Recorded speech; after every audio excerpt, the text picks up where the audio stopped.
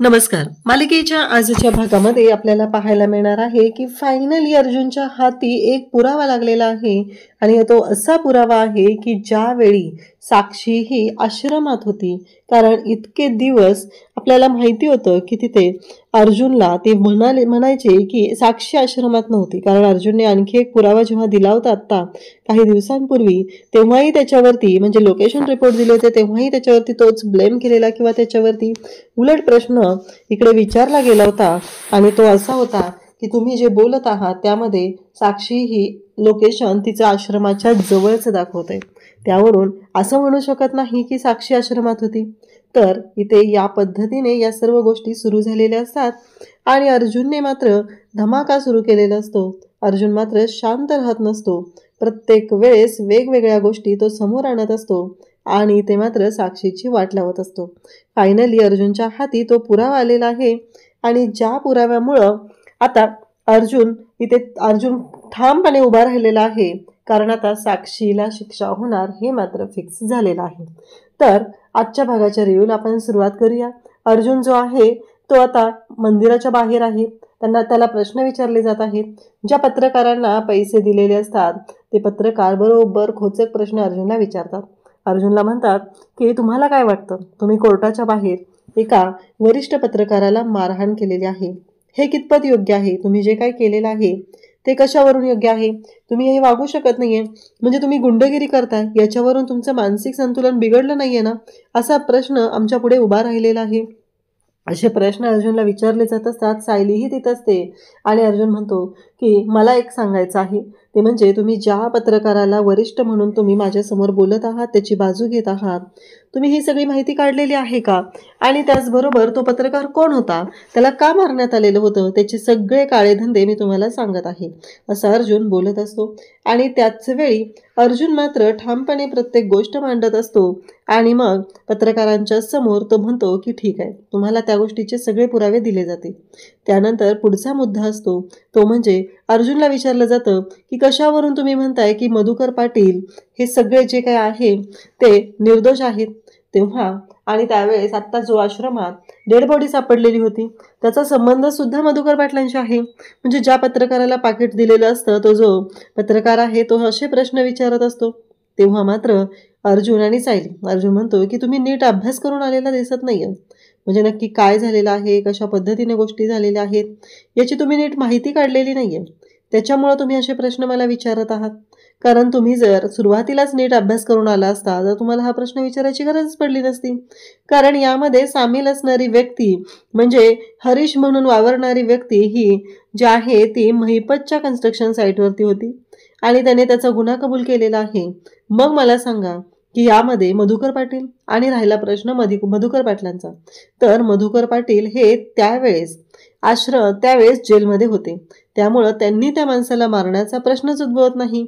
आता असे मुद्दे अर्जुन मांडत असतो आणि तिथे मात्र वाट लागत असते ती म्हणजे पत्रकारांची. त्यांनी कितीही पैसे घेतलेले असले, काहीही केलेलं असलं तरीही अर्जुनने एकापाठोपाठ वार करत त्यांची मात्र वाट लावलेली असते आणि त्यांना दाखवून दिलेलं असतं की ते म्हणजे की त्यांची तोंड बंद करत असतो. तरीही त्यांच्याकडे आणखी प्रश्न असतात. अर्जुन म्हणतो की चला तुम्हाला पुराव्यानिशी मी दाखवतो, कारण अर्जुन हा पुरावे घेऊन फिरतोय याची मात्र कोणालाच कल्पना नव्हती.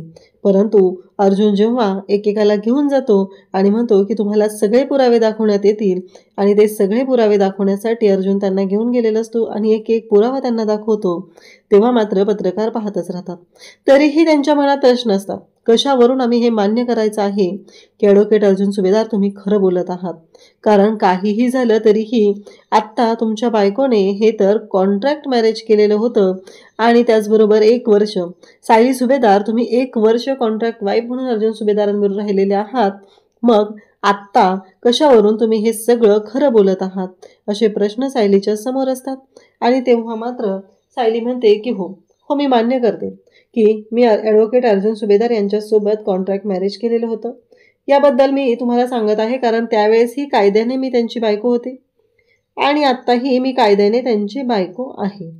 हे सगळं जेव्हा सायली तिथं सांगत असते तेव्हा मात्र हे जे पत्रकार आहेत ते शांतच राहतात, कारण त्यांना असं वाटलेलं की आपण हा जर मुद्दा काढला तर ही जी सायली सुभेदार आहे तिची बोलती बंद होईल, अर्जुन सुभेदारची बोलती बंद होईल आणि अर्जुनला राग येईल. म्हणजे ॲक्च्युली त्यांना काय करायचं आहे तर अर्जुनला फक्त रागाला घालवायचं आहे आणि त्यासाठीच त्यांची ही नाटकं चाललेली असतात.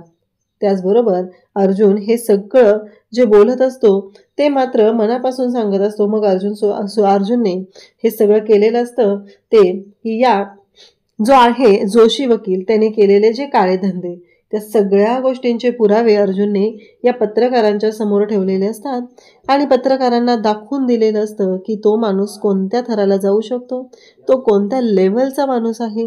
या सर्व गोष्टी अर्जुनने पत्रकारांच्या समोर आणलेल्या असतात.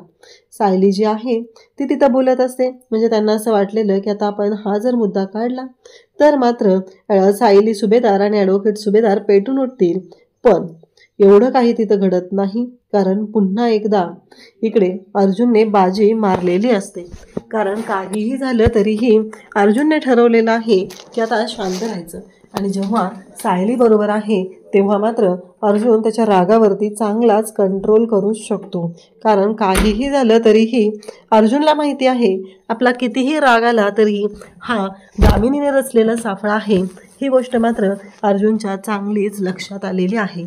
आणि मग ते जे पत्रकार आहेत ते प्रश्न विचारत असतात, एवढे पुरावे दिलेले असतात तरीही आता त्यांचा पुढचा मूर्खासारखा प्रश्न असतो तो म्हणजे कशावरून तुम्ही हे सगळं सांगत आहात. म्हणजे आता मधुकर पाटील हे निर्दोष आहेत, कशावरून आम्ही मान्य करायचं. तेव्हा सायलीला ते विचारतात की म्हणजे मला सांगा की तुम्हाला आत्ताही वाटत आहे का की मधुकर पाटील हे निर्दोष आहेत आणि त्याचबरोबर ह्या सगळ्या गोष्टी. तेव्हा सायली म्हणते की हो, मधुकर पाटील हे निर्दोष आहेत आणि त्यांचा या कोणत्याही गोष्टीशी काहीही संबंध नाही. आणि कसं आहे आत्ता आम्हाला सायलीला प्रश्न विचारला जातो की तुम्हाला असंही वाटतं की ही केस तुम्हीच जिंकणार आहात. सायली म्हणते की हो, ॲडव्होकेट अर्जुन सुभेदार हे न्यायाच्या बाजूने उभे राहणारे आहेत आणि काहीही झालं तरी उद्या माझ्या विरोधात जरी त्यांना उभं राहायची वेळ आली, कारण माझ्याकडून काही चूक घडलेली असेल तर ज्या व्यक्तीवरती अन्याय झालेला आहे त्या व्यक्तीला ते न्याय मिळवून देतील. आणि माझ्याबरोबर जर ॲडव्होकेट अर्जुन सुभेदार असतील आणि आमचा लढा न्याय सत्याच्या बाजूने असेल तर आम्हाला न्याय मिळणारच आहे, असं सायली बोलत असते. इकडे महिपत आणि दामिनी दोघंही पिसाळलेले असतात, कारण आता त्यांची वाट लागलेली असते. त्यांना कळलेलं असतं की आपण जो काही गोंधळ घातलेला आहे त्याचा काडी मात्रही उपयोग झालेला नाही. महिपत म्हणू लागतो की म्हणजे एवढं सगळं केलेलं होतं पण काहीच उपयोग झालेला नाही, कारण या सगळ्या ज्या गोष्टी होत्या त्या संपलेल्या आहेत. आपण ज्या गोष्टीसाठी एवढा सगळा हट्टापिट्टा करत होतो ते सगळं संपलेलं आहे, हे मात्र बोलणं सुरू झालेलं असतं. इकडे दामिनी म्हणत असते म्हणजे महिपत म्हणतो की एवढं सगळं केलं, त्या अर्जुन सुभेदारला उचकवायसाठी एवढं सगळं केलं पण त्याचा काहीच उपयोग झाला नाही, कारण ॲडव्होकेट अर्जुन सुभेदारवर काडी मात्रही त्या गोष्टींचा फरक पडलेला नाही. आत्ताही ॲडव्होकेट अर्जुन सुभेदारने त्या पत्रकारांना गुंडाळलं, आपण एवढे प्रश्न विचारायला सांगितलेले होते पण त्याचा काहीच उपयोग झालेला नाही.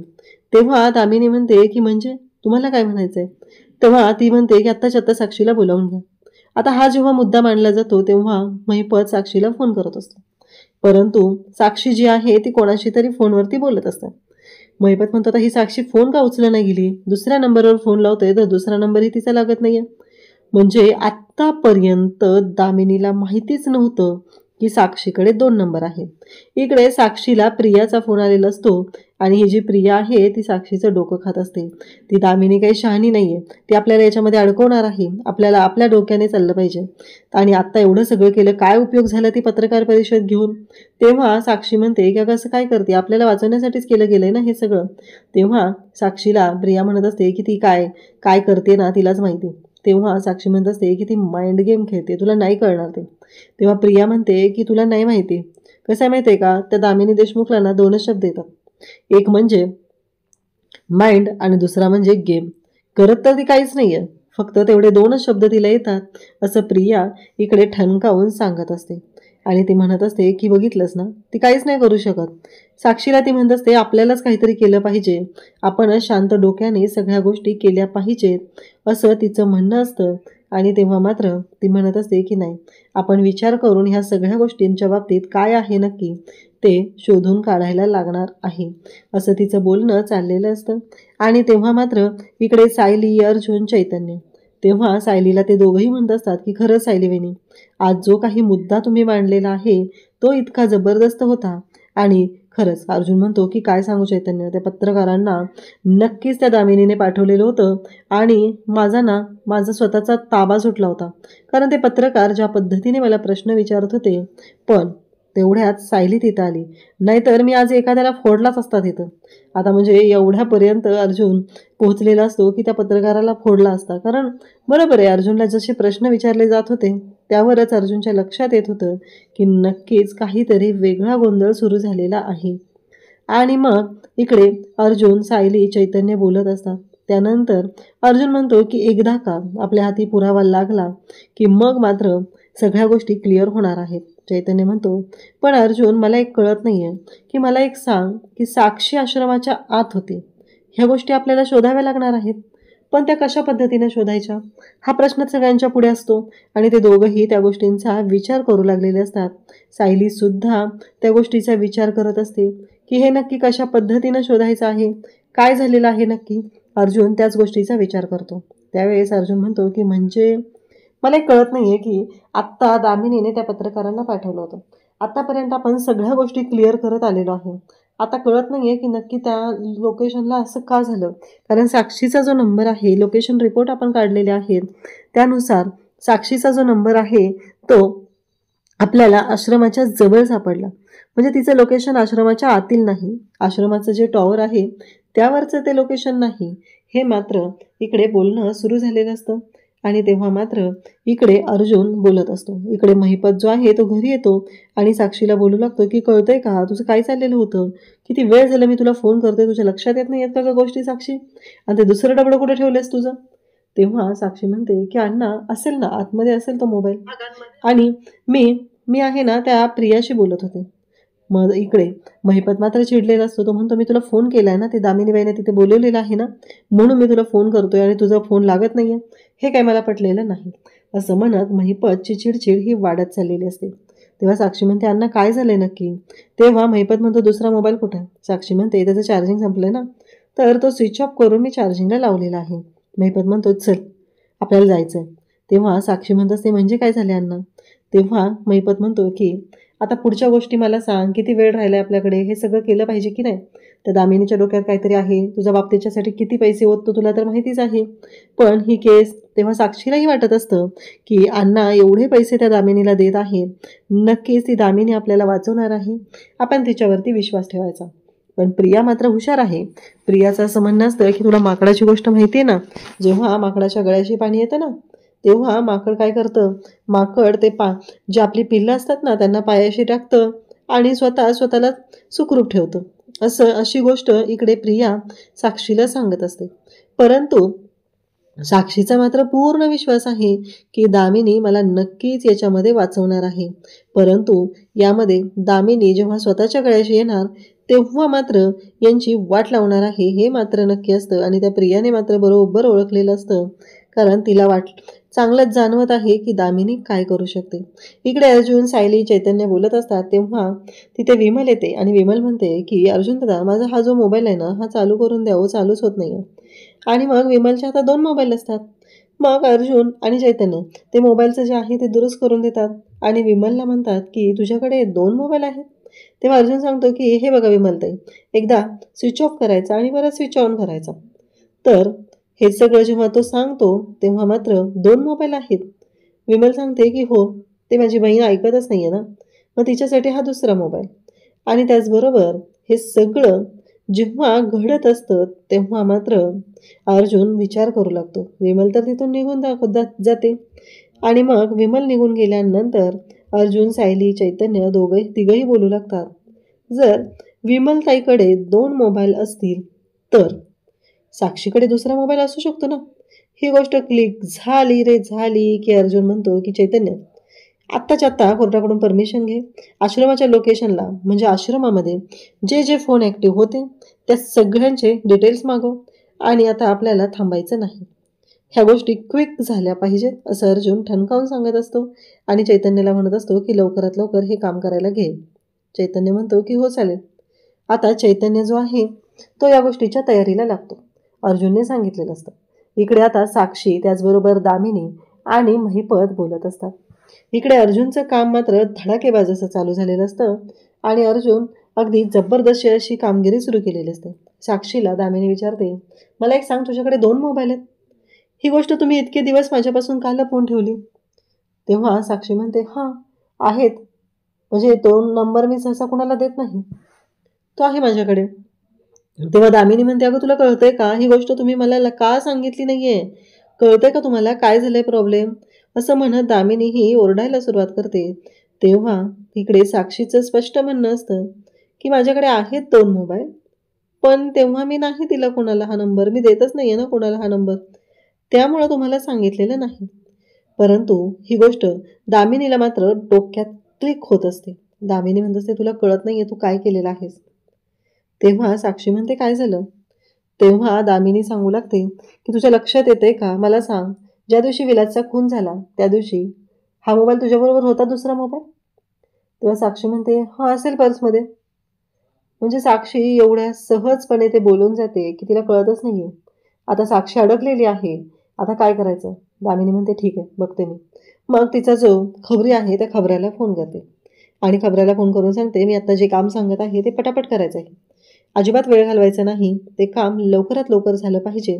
अशा भाषेमध्ये दामिनी त्याला बोलायला सुरुवात करते आणि त्याला सांगते की लवकरात लवकर हे काम कर. आता दामिनीने तर इन्स्ट्रक्शन दिलेले असतात, त्या पद्धतीने तो बिचारा जो आहे त्याचं काम जे आहे ते हे सगळं जे काही चालू आहे त्या पद्धतीनं बोलणं सुरू झालेलं असतं. आणि मग इकडे अर्जुनने पण आता काम सांगितलेलं आहे. अर्जुनने आता 3 चॉकलेट्स मांडलेले असतात आणि सायली म्हणते की आता हे काय आहे नवीन? तेव्हा अर्जुन सांगत असतो की हे चॉकलेट्स आहेत, मी आधीपासून ना असा चॉकलेट गेम खेळतो, म्हणजे हे केस चॉकलेट आहे. सायली म्हणते, म्हणजे? अर्जुन म्हणतो की हो, हे केस चॉकलेट आहेत, याला ना केस चॉकलेट म्हणतात. सायलीला कळतच नसतं की अर्जुनला नक्की काय म्हणायचं आहे, कशा पद्धतीचे हे केस चॉकलेट आहे, याबद्दल सायलीला काहीच लक्षात येत नसतं. तेव्हा मात्र सायली म्हणते, म्हणजे मला नाही कळत हे तुमचं काय आहे बोलणं वागणं. तेव्हा मात्र अर्जुन सांगत असतो की हो, मी काय करायचो माहिती आहे का, जेव्हा मी पहिली केस हाती घेतली होती, मला ना पहिला क्ल्यू मिळाला की मी त्यातलं पहिलं चॉकलेट खायचो, त्यानंतर मला दुसरा क्ल्यू मिळायचा, मला दुसरा क्ल्यू मिळाला की मग मी दुसरं, कधी कधी पहिला आणि दुसरा क्ल्यू यांच्यामध्ये खूप वेळ जायचा, कधी कधी दुसराही लवकर मिळायचा, पण पहिला आणि तिसरा दुसरा आणि तिसरा याच्यामध्ये खूप वेळ जायचा. हे सगळं सायलीला तो सांगत असतो. तेव्हा मात्र सायली जी आहे ती शांतपणे ऐकत असते. त्यावेळेस सायली म्हणते की भारी आहे ना तुमचं हे केस चॉकलेट, आणि दोघंही बोलत असतात. त्याचबरोबर अर्जुनचं म्हणणं असतं की हो, आणि आता आपल्याला तेच करायचं आहे, आपल्याला 3 गोष्टी महत्त्वाच्या आहेत आणि त्या 3 गोष्टी अशा आहेत, त्या म्हणजेच की आपल्याला पहिली गोष्ट आहे ती साक्षीचं लोकेशन तिथलं मिळालं पाहिजे, त्यानंतर दुसरी गोष्ट आहे ती म्हणजे सरंजामे, आणि तिसरी गोष्ट म्हणजेच मग आता साक्षी जाणार जन्मठेप होऊन. हे सगळं बोलणं सुरू झालेलं असतं. दामिनी भयानक अशी चिडलेली असते आणि दामिनी जी आहे ती म्हणत असते की म्हणजे? तेव्हा तो सांगतो की हो, मी तिथे जाण्याच्या आधी काम झालेलं होतं आणि एक व्यक्ती आलेली होती आणि त्याने तेच रिपोर्ट मागितलेले होते, असं सगळं सांगितलं जातं. आणि तेव्हा मात्र दामिनीच्या पायाखालची जमीन सरकते.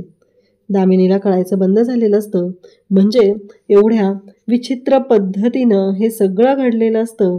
आणि तेव्हा मात्र इकडे ह्या सर्व गोष्टी ज्या घडत असतात त्या मात्र इकडे दामिनीच्या पायाखालची जमीन सरकवतात. महिपत आणि साक्षी दोघंही घाबरलेले असतात.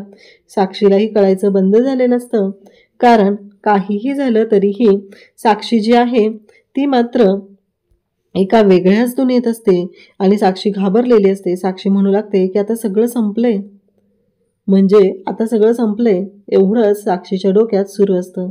आणि तेव्हा मात्र इकडे साक्षी जी आहे ती पाहतच राहते. दामिनी म्हणते, नाही आता कबूल करून टाकायचं. आता काय कबूल करून टाकायचं हा प्रश्न उभा राहतो. तेव्हा ती सांगते की हो, आता कबूल करून टाकायचं की त्या दिवशी तू आश्रमात होतीस त्यावेळी, म्हणजे खुनाच्या वेळी तू आश्रमात होती ही गोष्ट कबूल करून टाकायची. आता साक्षीच्या तर पायाखालची जमीन सरकते. तिला कळायचं बंद होतं. म्हणजे काय, आता स्वतःहून सांगायचं की मी याच्यामध्ये पूर्णपणे अडकलेली आहे. ही गोष्ट सुरू झालेली असते. तेव्हा मात्र इकडे पाहायला मिळतं ते म्हणजे अर्जुनच्या हाती रिपोर्ट आलेले आहेत आणि अर्जुन, चैतन्य आणि सायली तिघही बोलत आहेत. अगदी अर्जंट बेसिसवरती रिपोर्ट आणून, ते लोकेशन रिपोर्ट आणून चैतन्याने मात्र खूप मोठी कामगिरी केलेली असते. आणि त्याचबरोबर अर्जुन म्हणतो की झालं, आता आपल्याला कळलेलं आहे की हा 4था नंबर कोणाचा. आश्रमाच्या त्या टॉवरच्या लोकेशनवरती, त्या रिपोर्टवरती आपण पाहिलं, त्या टॉवरवरती 4 नंबर ॲक्टिव्ह होते. पहिला प्रियाचा, दुसरा मधुभाऊंचा, तिसरा विलासचा. मग हा 4था नंबर कोणाचा आहे? म्हणजे सायली सांगते की हा 4था नंबर साक्षीचा आहे.